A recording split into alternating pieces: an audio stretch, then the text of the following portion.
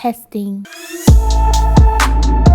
When I tell y'all I did not want to make this video, I did not want to make this video. There were very few parts of Raw that I either enjoyed or somewhat enjoyed, but they were very far and few in between. Overall, I felt like Raw was whack. It was booty hole. I just hated it. I was so mad. As each hour went, I got more and more depressed about pro wrestling. Like legit, and you guys might say that I am being very exaggeratory. I make up words on my channel, I don't care. But I don't feel like I am. I could see Vince Kennedy McMahon throughout every single segment that was on this past Raw. It's absolutely ridiculous. So guys, if I don't do as many edits as I normally do, I apologize. It's just, I wanna get this video out to you guys as quickly as possible. So I am gonna review Raw, do something a little bit differently this time because it's more of like a rant review. Let me talk about something that was cool. Tag team match between Jimmy Uso and Solo, because you know darn well Jey Uso, he don't know what he doing. I mean, on Friday Night SmackDown, the boy was in the crowd, didn't know if he was going to go help his brother or if he was going to help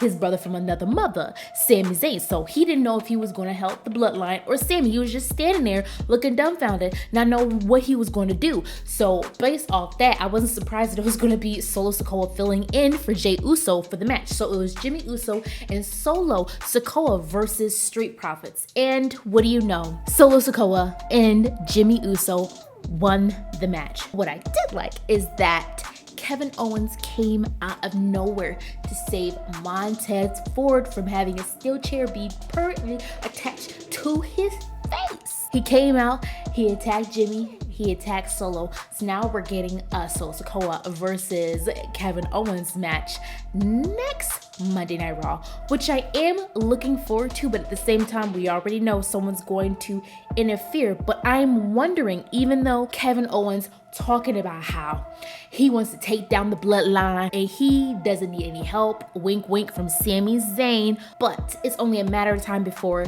Kevin Owens is going to be singing another tune and he's going to want Sami Zayn's help, because both of them have something very big in common right now, which is their disdain for the bloodline. So it's only a matter of time, and I feel like next week on Monday Night Raw with Kevin Owens' match against Solo Sikoa, something's gonna go down and Kevin Owens is probably going to get attacked real bad by the bloodline. And who is going to help Kevin Owens? None other than Sami Zayn. That is my prediction. I might be wrong. I've been wrong before. I have no problem being wrong, but that is my hunch of what I feel like is going to happen on Monday Night Raw next week. So that was a cool match / cool segment. And then we get into a Tom Effery of segment of sorts with the Brock Lesnar and the MVP segment, VIP Lounge. It seems like everyone has a damn show in WWE, especially with Monday Night Raw. You got the Ding Dong Hello,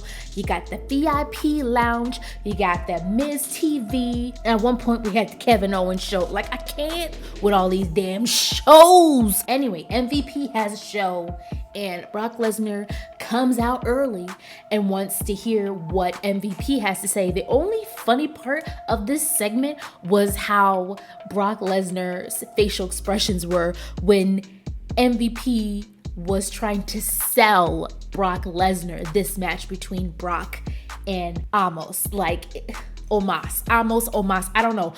I have a hard time figuring out which it is, and apparently so does Brock Lesnar, because he was calling him Almost.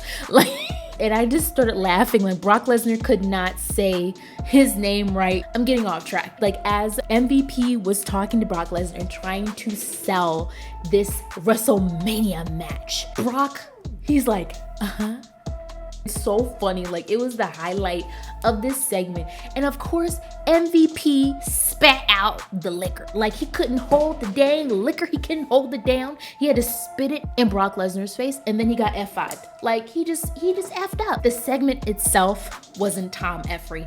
It was the fact that Omos and Brock Lesnar are like, this is a definitive, like, it's locked in. these two are having a match at WrestleMania. And I know at first I was like, oh, this is interesting. I changed my mind. I don't give a damn about this match. I don't want to see this effing match. I feel like it's Vince's booty cheeks all over the damn match. Cody Rhodes versus Chad Gable? What the F was this match for? I'm telling you, I've gotten to the point where I'm beyond feeling sad for Alpha Academy getting effed up and getting mistreated on the Raw roster. It is so bad. Like, we all knew that Cody Rhodes was going to win. Chad Gable is very talented. Freak heck, Otis, or at this point, he's probably Otis now because he's really moving further and further away from Alpha Academy and more towards the Maximel model. So I'm just gonna call him Otis at this point. But anyway, Alpha Academy, like, I'm seeing them sort of drift off more and more. And even when they weren't drifting off, they would always lose. Like, no matter what, like on Monday Night Raw, you're always gonna see Alpha Academy. You're always gonna see them lose and be used as a hand in a negative way. Because I know a hand can be a positive connotation and a negative connotation. In this case, I'm using it as a negative connotation. Alpha Academy has been used as a hand for months, for almost eons practically, in making the other opponent or opponents look great, look stellar, look top tier, top notch. These are two talented individuals, and together they are one of the few actual tag teams on Monday Night Raw. I don't know what the friggery frick Vince is doing. Yes, I'm not even saying Triple H anymore because I know that Vince McMahon is in Triple H's ear every chance that he gets. What is interesting to me is that Cody Rhodes is going to be on Friday Night SmackDown, and Roman Reigns is going to be there on Friday Night SmackDown. So finally, after all this time, Roman and Cody are actually going to come in contact with one another.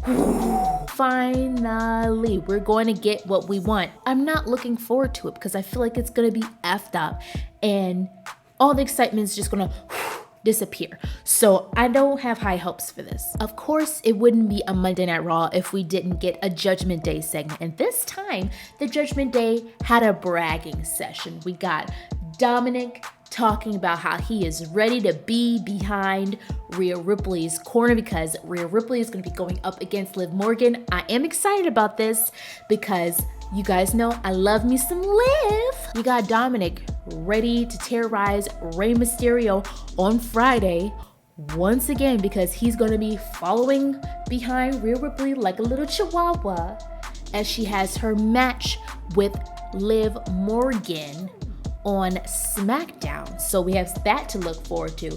And of course, Rhea Ripley is bragging about that and also bragging about what happened on Friday Night SmackDown. I don't know if you guys watched my live, but it was so stupid. It was so stupid, the fact that Rhea Ripley said nothing. I mean, she did talk smack to Charlotte Flair, but it wasn't on mic, so we barely heard what she was saying. But she let Dom do all the talking and then come out to face Charlotte Flair. We were looking for an actual back and forth between Rhea and Charlotte, and we got none of that. So it blows my mind that Rhea Ripley can talk all that smiggity smack now with her Judgment Day crew behind her, and she couldn't say all that stuff to Charlotte's face on the mic for the crowd to hear. I don't understand why that didn't happen, but am I back there writing the script? Now, am I? Then you have Finn Balor say that he is having a match with Edge at WrestleMania. What? I thought this shiznit was done. I thought it was over with. I am so over it. I'm not looking forward to this. I thought it was done. I thought, oh my gosh, like I can't, how many times can you run this, rinse and repeat over and over again until you don't even give a damn about it? Like, I don't even care about the beef between Edge and the Judgment Day, and more specifically, Edge and Finn Balor. And now they're having a WrestleMania. This is exact reason why I said in my live, I forgot which live it was. I think it was my most recent one, SmackDown/Rampage. This is why I said that I don't like these these 2-night WrestleManias. And I know some other people, some of my subscribers were talking about they prefer it because it allows more talent to show their skills. I totally get that. But when you have booty hole booking and you just throw in a bunch of fillers because the people who you should be showcasing during WrestleMania shows, you don't do it. You put in stupid filler matches. Asuka and Carmella. How many times are we gonna get this? We all knew that Asuka was gonna F Carmella up. Now, I like Carmella. I love Carmella. But this match meant nothing to me. It meant nothing. Asuka already effed up Carmella. Why do we need to see a part 2, part 3? I don't freaking understand. I don't know what I was supposed to look forward to with this match because we all knew that Asuka was gonna win. And another thing, now, as this match was going on, I started thinking, I'm like, hold on, wait a minute. We've had Rhea Ripley and Charlotte Flair shoved down our face since Royal Rumble. These two going at it at WrestleMania for the SmackDown Women's Championship, yada, yada, yada. What about Asuka and Bianca Belair? I mean, Asuka won the Women's Elimination Chamber match to be able to go against Bianca Belair for the Raw Women's Championship at WrestleMania, right? This is a big thing. Right? The only time that Asuka and Bianca have come face to face was, I believe it was last week. You guys can correct me if I'm wrong, but I believe last time those two came into contact, practically the only time since Asuka won the Elimination Chamber match to face Bianca at WrestleMania was that match between Asuka and Nikki Cross, which was last week. When Asuka had crap coming out of her mouth, the blue stuff coming out of her mouth, and Bianca looked like, what the F is going on here? Like, WWE is pushing Rhea Ripley and Charlotte Flair, Rhea Ripley, SmackDown Women's Championship, WrestleMania moment, all this stuff, but they're barely pushing Asuka and Bianca Belair. Why the F is that? I mean, you got Asuka, the murder clown, kinda coming out in her new character. Like, everyone is excited. We love this new Asuka. She's ruthless. She's got the crazy clown makeup. She's got the new gear. Like, she's ready to go. She's a new and improved Asuka going for the Raw Women's Championship. And you got Bianca Belair, who's the current champion. Shouldn't they be facing each other, coming face to face, other than that thing with Asuka and Nikki Cross? Like, we have something more than that. So when Asuka calls out Bianca Belair after her match with Carmella, and of course Asuka won. All right, we're gonna get a face-to-face, right? Okay, this is gonna be some back and forth. Something's gonna happen between these two. I'm looking forward to it, right? This is what I'm thinking. So Asuka calls her out. Bianca comes out. I was starting to get excited because Bianca was getting a little buck. She was like, okay, like, sis, and I'm putting this in my terms. This is not verbatim, obviously. Bianca was like, because Asuka, before she called out Bianca Belair, she was saying stuff in Japanese. You know how Asuka get. Like, she start talking in her own language. She get bucked. She don't care. She gives no F. She gonna say what she need to say, whether in English or in Japanese. She don't care. So Bianca Belair is saying, like, sis, basically, I don't know what you said in Japanese, but it better not have been out of pocket, because, I mean, you and me are supposed to have an amazing match at WrestleMania, but if you said something out of pocket, we're going to have to figure this out. And I was like, okay, Bianca get a little buck. You know, she is the Roman's champion. Is she gonna let nobody take her like that, disrespect her like that? And then all of a sudden, Carmella attacks Bianca Belair and Asuka. Sis, you just got beat by Asuka. I love you, Carmella, but you need to calm down, sis. You didn't win. You are not the best. How you gonna say that you is the best and you lost? So now Carmella and Bianca Belair are gonna have a match next Raw. What the fudge cake? Then you got Carmella and Chelsea Green agreeing with each other backstage, mad at Adam Pearce because he ain't doing his job. And I'm like, oh gosh, you gonna put these two together? Come on. Even though this was cute banter between these two because they were on the same page, you know, you got Karen 1 and Karen 2 banding together. Do I want these two to become tag team? Heck no. We need to give Chelsea Green all the opportunity. She needs to be a solo star. She just got there. Do not put her with the Carmella. No offense to Carmella. Chelsea Green can stand alone and do it very well. She does not need someone else by her side. I feel like this is lazy booking. Do not put these two mother effers together. They do not need to be together. I'm trying so hard to not curse, y'all, because I don't curse, but I'm so irritated. And I know this is a different video from what I normally post, but I just needed to get this out. I just want to express, okay, I'm just very irritated. Piper Niven versus Candice LeRae featuring Sneaky Nikki Cross in the background for moral support. What sucks in this match, and it wasn't even the match itself that sucked. I was thoroughly surprised that Candice LeRae was actually able to win the match against Piper Niven, but that's not even the sucky part. The sucky part is the fact that no matter what cool move that Candice LeRae did, no matter how technical she was, the crowd didn't give a damn.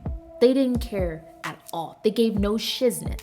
But then whenever Piper Niven did a move, you'd hear the crowd react.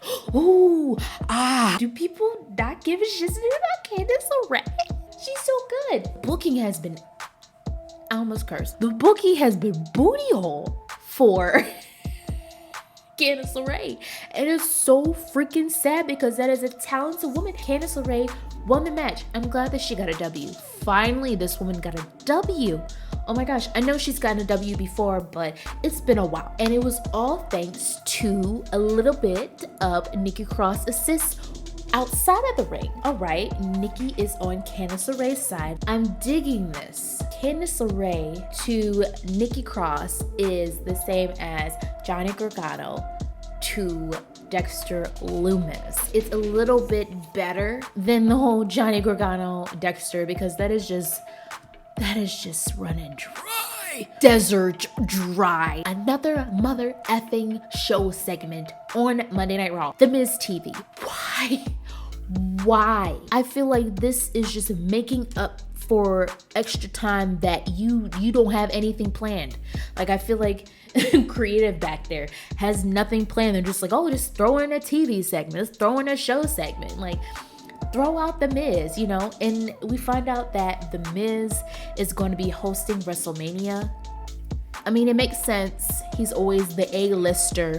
We get it. Like, I understand he was picked. I'm not mad about that. I don't care. It is what it is. I don't hate The Miz. But this whole segment, The Miz was just, oh, me, I'm gonna be my guest. Yay, I'm gonna be my guest on my own show. But then Seth freaking Rollins comes out looking like a black ostrich. And he comes in and, you know, they get into it because they don't like each other, because Miz pushes Seth's buttons and Seth pushes Miz's buttons. Next thing you know, Seth freaks up the Miz. Miz is on the ground. He's able to get into the Miz's phone and FaceTime Logan Paul. The whole FaceTime thing was funny. That was a funny part. Austin Theory, our United States champion, yay, mentioning that John Cena is going to be on Raw next week. You all know what that means. We're going to get Austin Theory versus John Cena for WrestleMania, and it's probably going to be for the United States Championship. We have all just knew. We all knew that this was going to happen. We've been waiting for it. Well, I'll say it. I've been waiting for it. Vince McMahon loves Austin Theory. That's his baby boy. So we knew that this was going to happen. And I mean, even though Austin Theory gets on my last freaking nerves, I'm interested to see how this is going to happen between Austin Theory and John Cena. I'm not mad about it. I don't know if it's the hard kombucha that I had earlier, but I'm not mad about it. Bobby Lashley versus Elias. Why? I'm telling you, I took a sip of my soda and the match was over. And then Bobby Lashley takes the mic and starts talking about Brock. I'm still wanting this whole Bobby Lashley and Brock Lesnar thing to continue. But then you bring in freaking Bray Wyatt and it's just... Speaking of Bray Wyatt, him doing a rendition of Muscle Man Dance from 2019, inserting Bobby Lashley into the whole situation. Bobby Lashley is not into playing games, playing with toys. He's a grown-name man. But then you got Bray Wyatt being like, no, man, I want to fight you. Like WrestleMania, me and you is going to happen. I can't keep track of what's going on. You got Bobby wants Brock. Bray wants Bobby. Brock doesn't give a F who he has a match with. He doesn't care. He'll fight anybody. So I'm just trying to figure out, it should have been, if you're gonna insert Bray Wyatt into this freaking storyline, then at least have a triple threat match. Now you bring in Omos into it and I'm just like, what the F? And the crazy part is no one in the crowd cared. Like, as the whole Titantron with Bray Wyatt doing the Muscle Man Dance rendition of it and adding Bobby Lashley into it, and Bobby just looking like, what the F? What type of Photoshop, Final Cut, iMovie Pro-ness did you just put together? The crowd didn't care. It's crazy. The crowd legit did not care. Johnny Gargano versus Otis. Oh, sorry. Otis. And Otis coming out with the Maximel models. Johnny Gargano actually got the W on this one. Surprise, surprise. And then Dexter Lumis coming and grabbing Marseille from the crowd. And all this commotion on ringside. Another filler match. Let's just stop playing, and we all know that Otis is going to join the Maximel models, and we know the Alpha Academy is going to be disbanded. Let's just rip the band-aid off already and stop playing these games. And the main event, the WWE Women's Tag Team Championship, Damage Ctrl, Io Sky, and Dakota Kai versus Lita and Becky Lynch. Was I expecting Trish to come out of nowhere? Heck no. Was I excited that Trish came out? I'm a sucker for Trish. Satisfaction. I'm telling you, if Raw 30 would have had Lita and had Trish come out, I feel like it would have been exponentially better for the women's division. Hands down, but we're not gonna go back there. We're not gonna reopen wounds, you know what I'm saying? Becky Lynch and Lita winning the women's tag team championships? Oh my God. I'm actually not mad about it. What is going on with these women tag team belts? Like, I remember before I was talking about how we need to have them on the main roster. We need to have them on Raw. We need to have them on SmackDown. I feel like I'm jaded at this point when it comes to the women's tag team belts. Like, I wish that they would go back to how they were before, after Naomi and Sasha Banks left the company and they just went on the shelf. The belts, that is, just went on the shelf. Like, I would rather us not even have these women tag team championships on the main roster, because what has Damage Ctrl done with these belts that would constitute them being put up on a pedestal? Nothing, except for them to be on TV. That's about it, which sucks ass, because I had such high hopes for Damage Ctrl. It's crazy, but like, Lita and Becky Lynch getting these belts, I'm happy about it. But at the same time, I'm not looking forward to it for two reasons. One, these two are obviously not actual tag team at all, not even the slightest. And we all know, unless we cray, we all know that this is definitely temporary until we get to WrestleMania. Two, because we all know that effing Shayna Baszler, and Ronda Rousey are going to get these titles at WrestleMania. Now, the reason why, and this is me just off the dome, the reason why Becky Lynch and Lita won the WWE Women's Tag Team Championships is because They needed these belts to have some sort of prestige, to have some sort of value, to build them up until we get to April 1st and April 2nd for them to go against Shonda. And for Shonda to win the Women's Tag Team Championships at WrestleMania. That's what that was for. Now I might be wrong, and once again, if I'm wrong, I'm okay with admitting that I'm dead wrong, but I don't think I'm wrong. And that is what sucks booty hole. I'm not looking forward to this. I'm not looking forward to Lita and Becky Lynch losing to Shonda. Now, do I have any other people to replace Shonda? No, and that is the whole entire problem. We do not have legit women tag teams on the main roster. That is a huge problem. That is a video in of itself. And if you guys want me to make this video, I will make it, because I have been wanting to make this video for over a year now. And this channel is not even that long. So that's saying something. After all of my ranting, let me know what you thought about Monday Night Raw. Don't forget to like, comment, and subscribe for more episodes. Let me know if you like this kind of video with me just like ranting, or me just like talking about it and just less produced stuff, just being real, being just like all out there, the good, the bad, and the what the F. Let me know if you like these kind, because I can do these more often along with my live stream watch-alongs. Thank you guys so much for watching. Signing off. Bye.